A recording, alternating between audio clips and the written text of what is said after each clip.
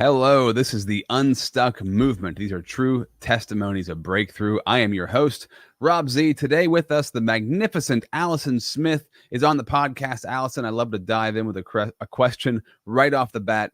You know, when we're stuck in our life or our business, we'll use certain words, and those words are holding us where we're at. And I'm very curious that this is something that you're an expert at. How do those words affect us that we use? So what are some of the things we might say to ourselves when we're stuck, and what are those words actually doing to us in our situation? Well, two things really. One, you're right. Quite often we're using phrases like can't see the wood for the trees, or woods or forest for the trees, dependent on where you are in the world. Stuck in a rut, going round in circles, stuck between a rock and a hard place. And we're using them to describe being stuck. So one of the things that we're doing is we're affirming to ourselves we're stuck. So we're saying, I'm stuck in a rut. There are no solutions. I'm stuck.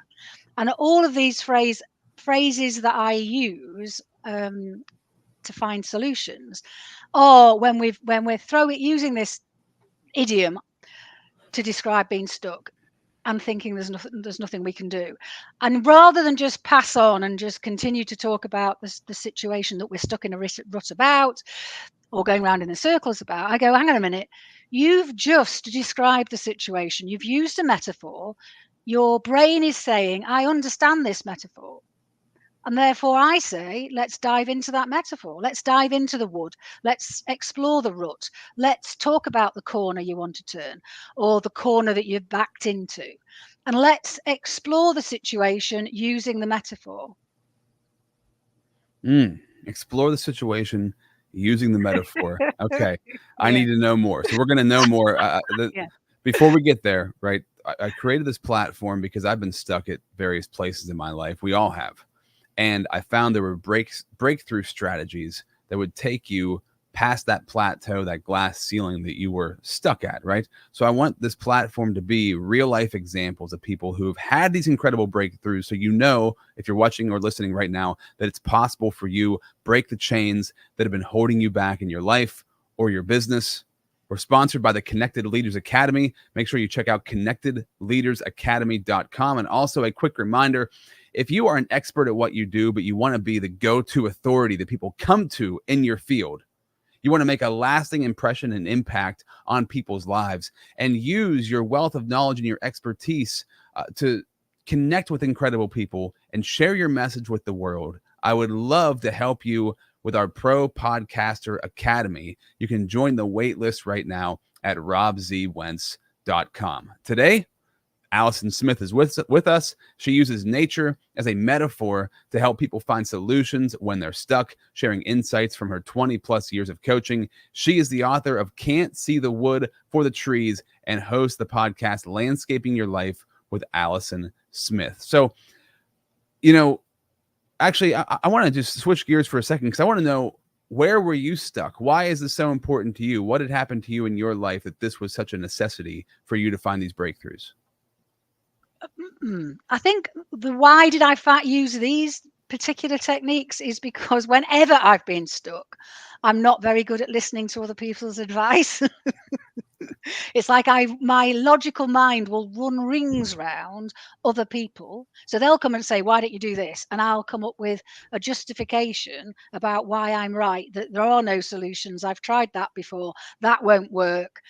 And so what happened was, when I came across metaphor, I realized that put all of that resistance I had to other people's ideas and doing things differently to one side. So I think for me, that's why I started using them, because it helped me solve my own problems without that sort of mismatcher.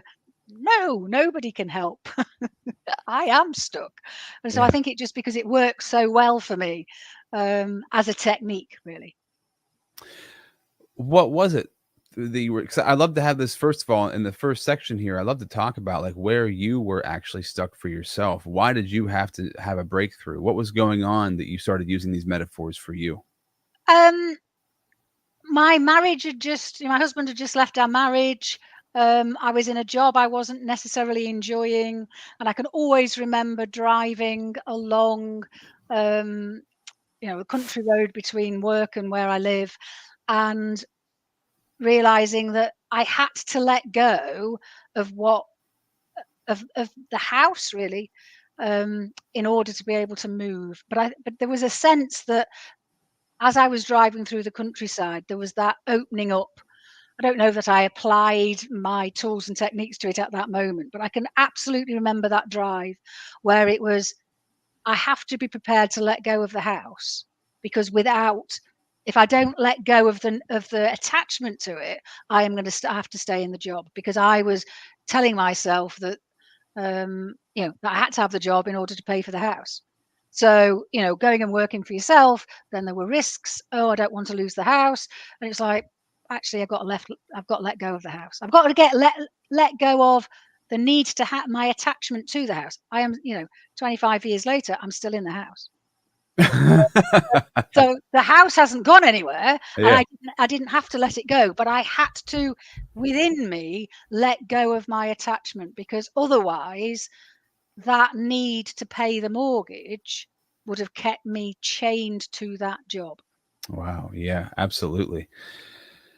Oh, letting go of attachments, right? The fear of change. Yeah, I don't want to let the things go that are here right now, even if they're not the greatest things in the world, or they might be the greatest things in the world, right? But change is so hard for us and so hard for our ego to do, right? To be able to embrace change. yeah, yeah. So you ended up staying at the house, but you Well, did it wasn't. embrace.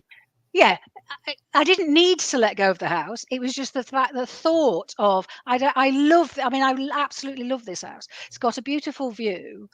And so the fear was, if I go and work for myself, I won't earn the money, therefore I'll then lose the house. So I won't leave work. I won't leave that um, job that wasn't great for my mental, emotional, health really. But I had to therefore go, I'm prepared to lose the house.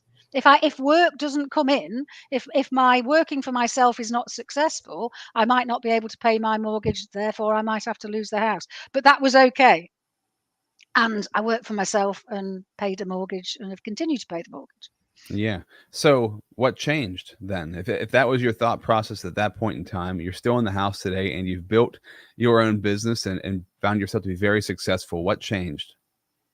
I think it was just that attachment. It was just that realizing that in, um, I suppose, in being in the moment more, rather than, I was out yesterday recording a video on overthinking and finding out what has nature got to tell us about overthinking. And it's to be in the moment. It's like, how often are we thinking about what's round the corner? Yeah. Or even worse. I mean, at least we do need to understand what's around the corner. But sometimes we're not attending to our steps that we're taking now. We're already round the corner. We're already imagining the worst scenario, that there's going to be a cliff when we walk around that corner, even though this is a path that is quite clearly well trodden. And therefore, if it was going to go off a cliff, wouldn't there be no path, because people would know that, it's and then also we spend all our time worrying about, well, that corner we've just turned and what happened, and so we're either in the past or the future. Hmm. And nature tells us, if we go for a walk, well, we need to attend in the moment, because we might miss a path. And the future isn't here yet, and the past is long gone. Yeah. And we're all we have is right here and right now. It's amazing. I'm always reminded of this whenever if you live in the same area, which obviously you have for a long time, I have for a long time. You'll drive past certain things over and over and over again. You'll never even notice them, right? We're Yeah, yeah. so stuck in routine that we don't see the forest for the trees, I guess. Yeah, yeah, That's a good yeah, yeah. word to use for this expression. How so I'm curious, like, how did you start to talk to yourself differently? I love the fact that words unlock these solutions for us. Words are so powerful, right? The spoken word is way more powerful than I think we'll ever realize while we're here on earth. Um, how did you start changing the way that you talked to yourself? How did that look different? I think I talk to myself for a start, because I think I was very unconscious of my conversations with myself.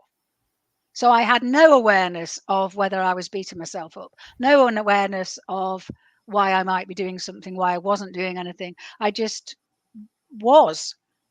So there was an element of I was very unconscious, and that wasn't great for me because it didn't allow for any personal development. It didn't allow for any insight or learning about, oh, I always do this.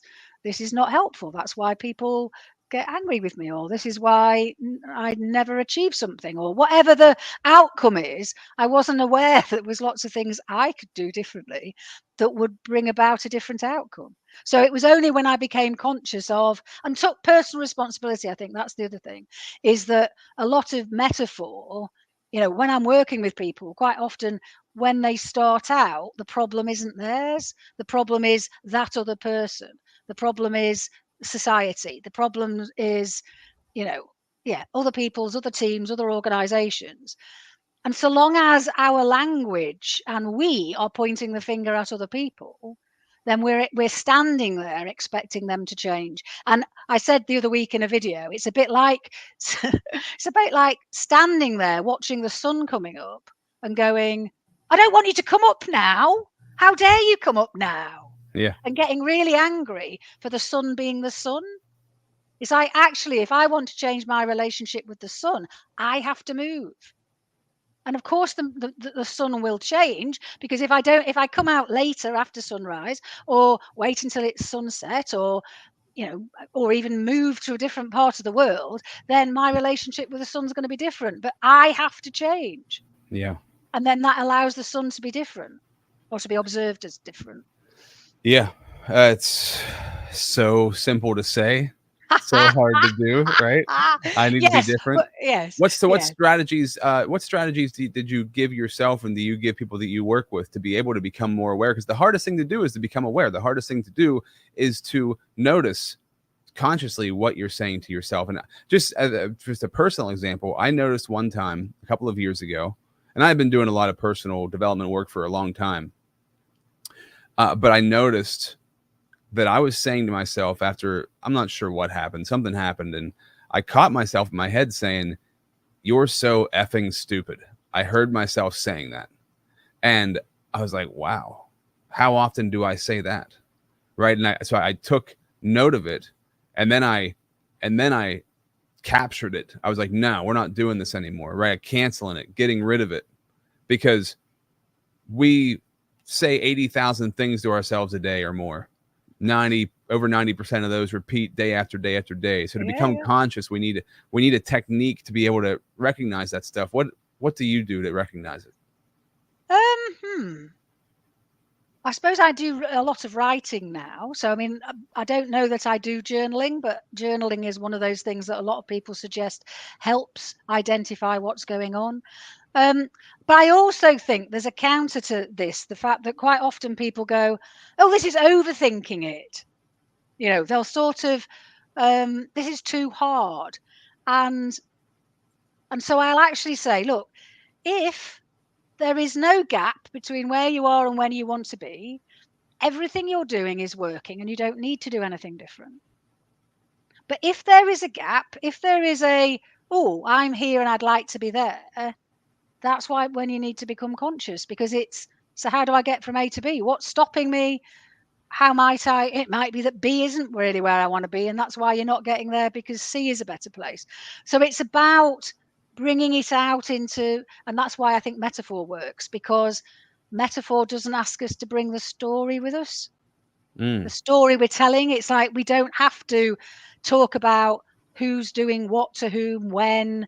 We don't have to even access how we're feeling about it. We don't have to repeat conversations that may get us anxious, annoyed, frustrated. It's like, no, we're putting that to one side. I say we're sending that on a coffee break where we don't want the story. I don't want, I mean, clients sometimes can say, well, that's a bit rude. It's like, well, yeah, we can sit here for the next hour and talk about that problem. And I can assure you we're not going to solve it. But if we send the story you're telling yourself, because the story is only part of the information, there is inner wisdom within you that if you go into the metaphor, you will find new insight about that problem that will enable you then to move forward and That's know what to really, do. that's really good. That's really insightful. We don't need to No, rehash all the crap no. because rehashing all the crap's just bringing up more of the crap. The reason you're in the crappy situation you're in is because you're thinking about the crap all the time. Yeah. And the thing is I'm not saying that we're not going to, I'm very logical a lot of the time. So I would be saying we do not need to do some analysis at some point, Yeah. but we don't do it when we're in the wrong mind frame, where Yeah. we're getting ourselves anxious, we've got ourselves overwhelmed. Most people, when they come to me, are not in the mindset that enables them to think logically anyway. Yeah. So they will be repeating oh, but I got upset and how disrespectful. And, as soon as we start making judgments about other people in the situation, then that's not going to help us access, the logical thinking. So some respects, we go metaphorical in order to come back later in a much better frame of mind that enables us to then logically think and come up with lovely logical responses. So I'm not saying we're throwing logic out the window. I'm just saying at this moment in time, if we're stuck, we've more than likely tried a lot of more logical solutions and not got anywhere. So let's try, you've said something in your language. So, in coaching sessions, I'll pick up, somebody will go, oh, I need to turn a corner. I'll go, okay, let's just explore it from a corner point of view. Okay, this is really good. So I want to understand more about the metaphors and how you practically use them and how you formulate them. Before we get there, I have to shout out the sponsor for the podcast for making this thing possible. So we're going to take a minute to run into our sponsorship, and then we're going to come back and we're going to talk about these metaphors. How can we create these? How can we use these? Are you struggling to make consistent, valuable content for yourself? Do you want to have an efficient and effective way to create content that attracts the people that you want to connect with in life, the people you want to build relationships with in business? Do you want to be the go-to authority at what you do, at what you're great at? Would it be helpful for you if you had a platform that connects you to incredible people in your industry? The kind of platform that gets you leads and lands you clients without you having to beat down anybody's door or blow up anybody's inbox. Whether you're already creating content or you're desiring to start and it's something that's been kind of burning inside of you for a while, I urge you and encourage you to check out the Pro Podcaster Academy. Get started right now. Join the waitlist at robzwentz.com. Hi, my name is Jose Escobar, and I'm the founder and CEO of the Connected Leaders Academy.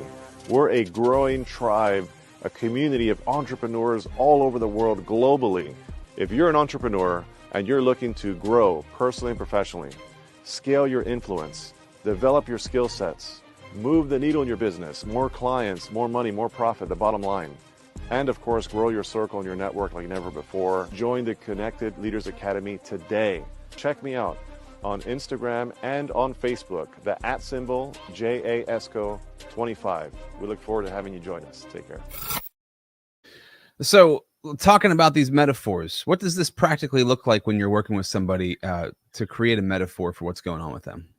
Well, I don't know that I'd create it because quite often people present it anyway. So it's, they'll be talking about the situation and they might say, I'm stuck in a rut, or somebody said, oh, I'm at a crossroads. And in that instance, we were at botanical gardens. There were lots of paths. There were lots of crossroads. So I said, well, let's go and explore these crossroads then.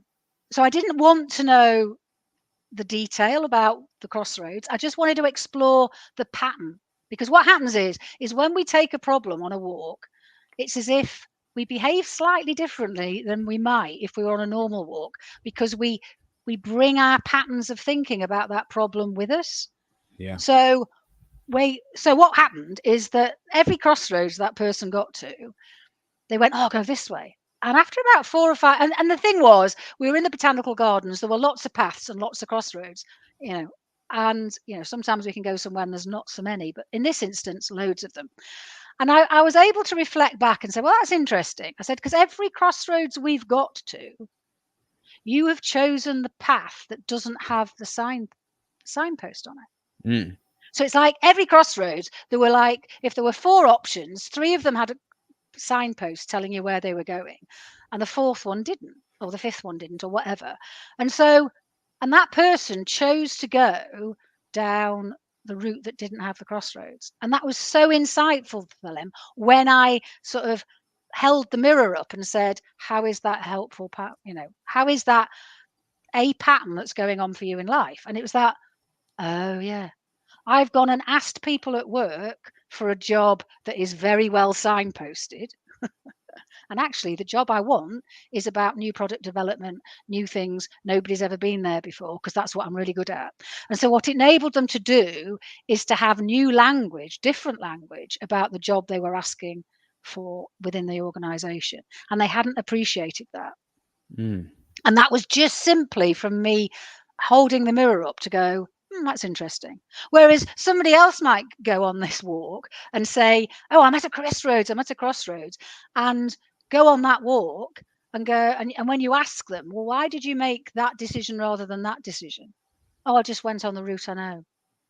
Oh, I went on the route I know. Oh, well, no one's on the route I know. Okay.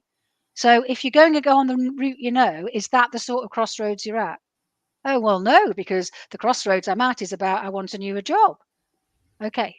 So what does a new job require you to do if you're at a crossroads? Oh, okay. It means that I need to take a path I've not been, or I don't know. Okay, so let's go and try that out. So we might go and try it out. We might go, okay, so of these three choices you have in front of us, which one do you not know, or which one feels the most scary? Oh, this one, because there isn't a signpost or whatever. So then they would go down that route and then notice, oh, well, I didn't die. I did survive. And oh, look, there's a path. People go on this path. It's not because I think quite often people, when we're stuck, it's as if we imagine that we are on our own. There are no paths around us. Nobody has ever done this before. There are, overgrowth all around us. And we're going to have to do the path ourselves. Yeah. It's like, actually, there are a few people that would be really good at that. But most of us, it's like, no, there's a really well-trodden path here that loads of people have gone on before. I just haven't been on this path before. But I can trust that if I go round the corner, because there's a corner, there is another side to the corner. It's like sometimes we go, oh, can't go round the corner. I can't go round the corner. I don't know what's round it. Well, there's a path, isn't there? It's like there is a path. Paths do not just disappear when they go round a corner. How many is anybody? I mean, okay, if there's been subsidence, possibly. But on the whole, 99.9% of the time, if we go round a corner, the path continues round the corner. So why in life do we assume that that's not the case? Yeah, that's very, very true. Yeah, I was just I don't know if you have corn mazes where you live, but we have a corn maze for the fall season. And in a corn maze, there are paths that don't go anywhere. Oh, wow. But, okay, this path didn't go anywhere. What can I do? Well, I can back up, get back on the path I know, and then find another path that might be the right way also, right? So there's always option, there's always opportunity. And if we treat life kind of like that, I love the way you're saying this as a metaphor. It's really resonating with me right now, because there's never an end game to like, oh no, like failing would be, I'm just using the corn maze as an example. Failing would be, well, I'm just going to lay down in the corn maze, right? I'm never going to find my way out of here. Yeah. But if we keep trying, we're going to find our way out. We're going to find the right path for us. So I think that's really good. And I wrote down a couple of things here. Like, what is the pattern for the problem, right? So if you're having a problem and the same thing's happening over and over again, identifying the pattern or the path you're taking is very important, because then you can recognize how to do that pattern differently, how to take that path differently. Yeah, and I would say, yes, you could do it via paths, or you could go, what's the idiom that best describes, oh, I'm going round in circles, or whatever the idiom is. So, and there's a long list of them that I ask people to choose from, but quite often people present it anyway. And then it's, okay, latch onto that. Use the metaphor that you've just used in your language, because you're already resonating with it. It already makes sense to you.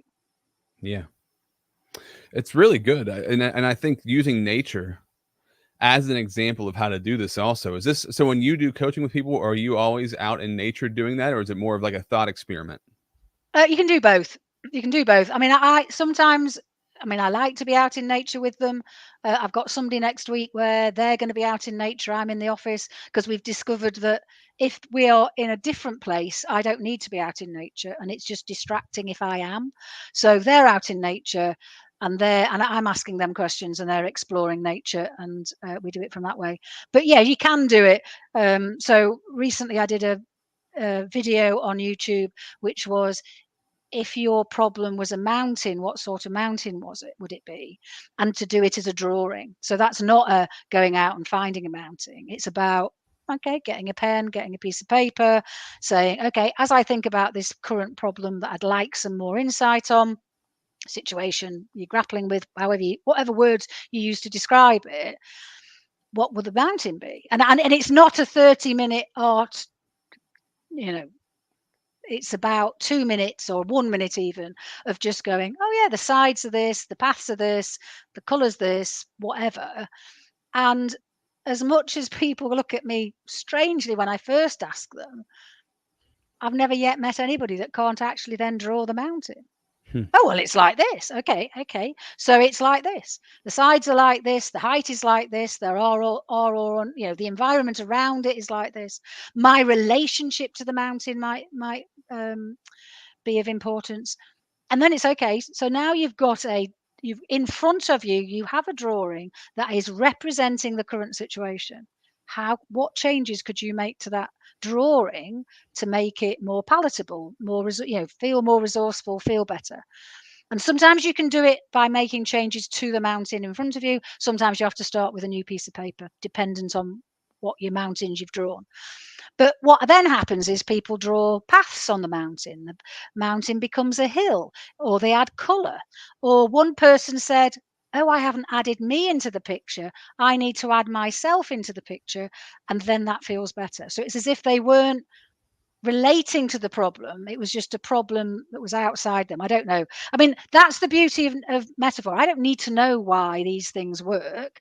I just know that one person said, oh, it's as if I'm I'm trying to climb the mountain in flip-flops. And I don't know, do you use flip-flops? What's the other phrase for them? Yeah, we flip flops. Yeah. So, so it's the whole, I'm trying to climb a mountain in flip-flops. Or, oh, I need a guide.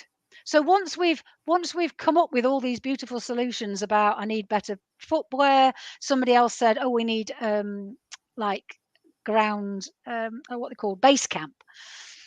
Somebody else, oh, I need rucksack, because actually this is a long haul. I mean, in order to get to the top of the mountain, and sometimes it's like, do you even need to get to the top of the mountain? So we can go in lots of different directions. But the simple premise is, here's a picture that represents the current situation. Here's a picture that represents where you'd like it to be. What does that then mean as you then translate it back to the real life situation? Sometimes you don't need to know, because all that's happened is we've reduced. One of the things that I see most in people is the shoulders start up around the ears. And once we start talking metaphor and finding solutions, it's like the shoulders have gone down.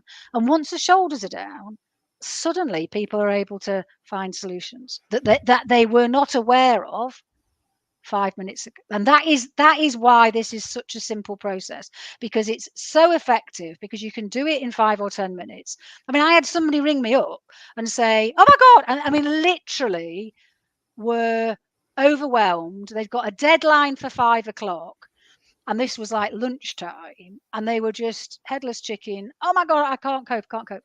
And I was writing my book at the time, and I said, okay, so which of these sayings resonates? Oh, can't see the wood for the trees, can't see the wood for the trees. She says, like a forest. And I said, well, the phrase here in the UK isn't you can't see the forest for the trees, because you can't see the forest for the trees. Forest is too big. You're trying to do something too big.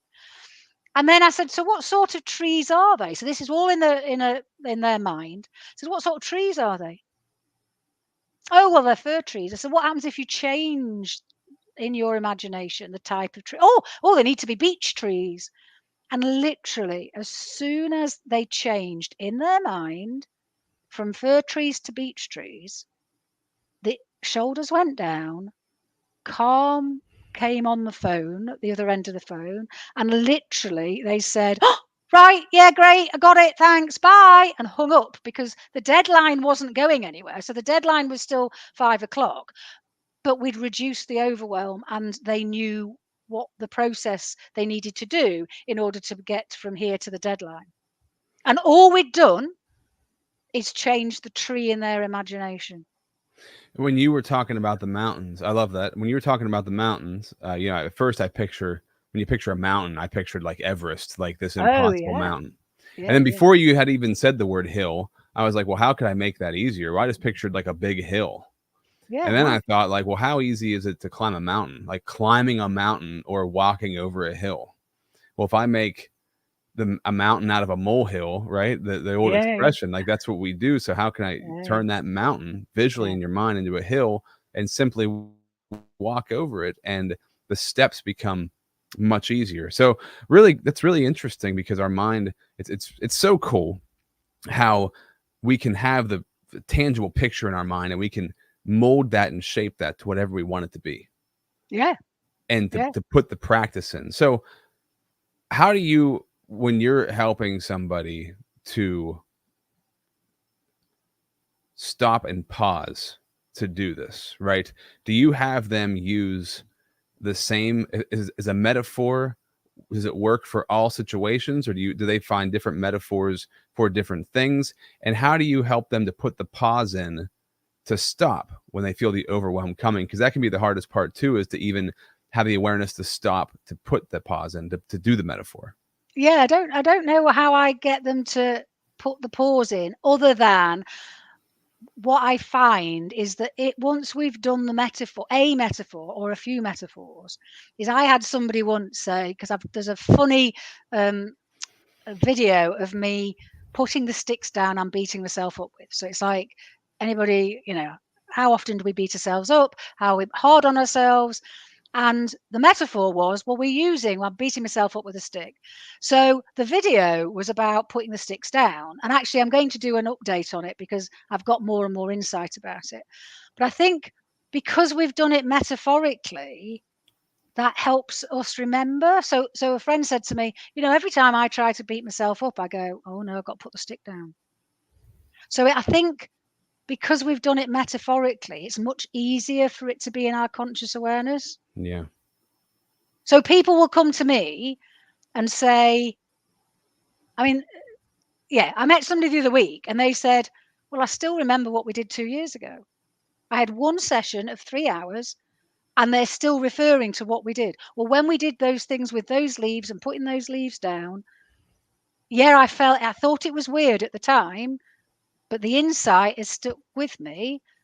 And whenever I'm going to run that pattern, I remember the metaphor. So I think there's something about, it's a bit like, why do we tell stories to kids about insight? We teach things to kids by telling them stories. It's because the stories stick, not the insight. Yep. So I think, so that's why the metaphor sticks. It's like, I don't have to do anything as long as they've had an experience of that metaphor. And I suppose that's why then in the YouTube site, then I'm trying to give people more and more different experiences of different metaphors, so that they can try it for themselves. But also there's you don't have to go and pick up sticks to remember, Alison's got a rucksack on her back with sticks that we keep putting in. Because the insight then was, even at the top of a mountain where there are no sticks, we've all got a stick we can beat ourselves up with. So the thing is that therefore means that before we set out on the mountain, we picked up a stick so that when we got to the top, we could beat ourselves up. Go figure. It's like, oh my God. And of course we do that. It's a bit like we're going through life going, you know what? Oh, that'll be a good example to beat myself up with in a few weeks' time when I forget to do X. So what? So it just brings. I mean, when I got that, I was driving out of the car park at the top of a hill, and I suddenly saw, and I literally in the video, I'd stopped the car, and then I'd got, oh my God, there are no sticks, but I could beat myself up now. So there was a real. So sometimes I think I go for laughter and absurdity on the basis that will stick. The insight will stick. Yeah, the laughter and absurdity, because most of the time when we're really stressing about something, it is absurd, and the more Yeah. absurdity or laughter we add to it, the less pressure it has, the less weight that it carries in Yeah. it. And you know, this comes up on this podcast like almost every episode. Like the things that really work in life are the simple things. Things are simple; they're not complicated. And so this has been really illuminating for me. Like I've never thought about. We talk a lot about self-talk and you know what we say to ourselves and you know affirmations and all those different things. And if you want to use those, you can. If you don't want to, you don't have to. It's all up to you and how you personally feel like how they affect you. But the metaphor is really, really good. The metaphor is really, really important because it no longer attaches you to your story. Like, and you said, it's no longer all of your baggage being carried with you. It's this like simple little story of like, right, I got to put down the sticks. Oh, right. The mountain's a hill. Right. And if it was like that, how much easier would things be? I think that's extremely valuable. Or I don't have a map, or I don't have a map, or, oh, I was imagining a mountain without any paths. There are paths up mountains. Yeah. Yeah. Okay, so we have to bring this episode to a close, but Alison, this was really fun and interesting. So I want people to be able to find you. Your website is alisonsmith.co. So if you're listening, it's ALISON Smith.co. But also subscribe to, or you were talking about your videos on YouTube and how you're explaining a lot of these things on YouTube. Make sure you search for her on YouTube, Landscaping Your Life, youtube.com/the @ Landscaping Your Life. You can find Alison Smith on there. Like I said earlier, if you want to become the go-to authority in your space and launch your platform, I would love to chat with you. Check me out at robzwentz.com.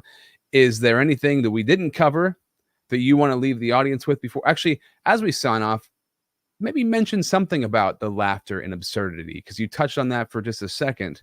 Can you put that, just what that means to you and why is that so important to you as we sign off? Well, I think I've always been a bit absurd, and I've found that when people laugh, then it's as if it shifts something in their head. It's like we can be really attached to a particular, it goes back to where we started, really, attached to a particular outcome. And if we laugh at the absurdity of our attachment, or the fact that, oh, well, I've got my head in the sand. Okay, go and put your head in the sand. There's a video of me with my head in the sand. And it's that whole, but the thing is that it's much easier then for us to go, oh yeah, I've got my head in the sand. And what did she say? It's really uncomfortable with the head in the sand.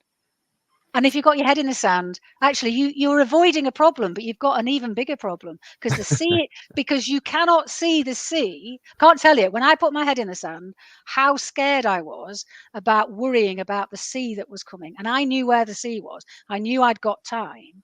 But when you've got the head in the sand, you've got your own problem because you've got that sea coming, and it's got nothing to do with the problem that you're avoiding. So, yeah, so I think it's, but, that's where the podcast and my videos come in. I'll go out and be absurd so that you can just laugh with me and get the insight from my playfulness. So good. So many tips in here for breakthrough for your life or business. This has been awesome. This has been another episode of the Unstuck Movement.